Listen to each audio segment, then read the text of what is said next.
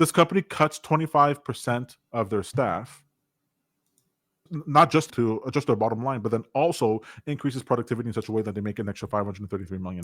I think it's fair to say that many of the Wall Street analysts do incorporate much of that. The more analyst coverage that you find on a stock, the more likely it is that you're going to get a lot of that narrative in the future forecasts. At the moment, analyst coverage for the next year, forecasting out to February 20th, 2025, still pegs Unity down another 16% at a price target of 23.56. And that's Right. across 22 different analysts. So I agree with you.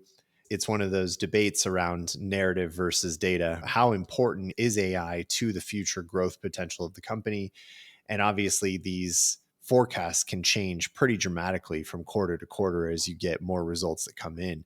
So it's probably important to recognize that the forecast we're seeing from Wall Street right now was really from the last week. And this gap up that Unity had makes it appear that they're expecting price will go down, but really they were kind of expecting growth in the next year. If you look at where price was prior to this gap up, that's maybe the right way to think about it. Is even just looking back a couple weeks here.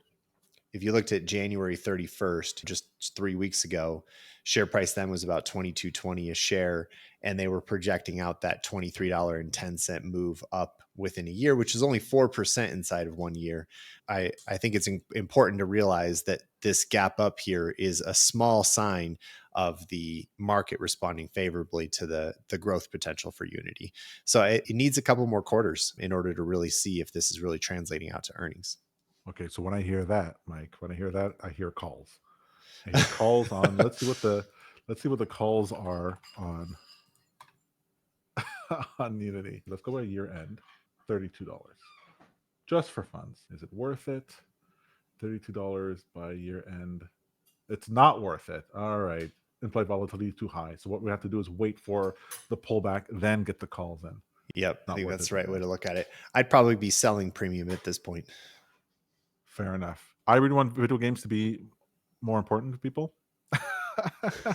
That's why I'm very excited. One of the reasons it jumped on my radar is that whenever a new AI comes out, Grok 3 just came out, people always then start making video games.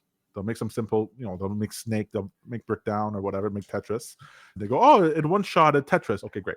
But then you'll also have this group of people who are making more substantial video games that they'll then put on the App Store, and they'll actually make $4,000 a month with this video game.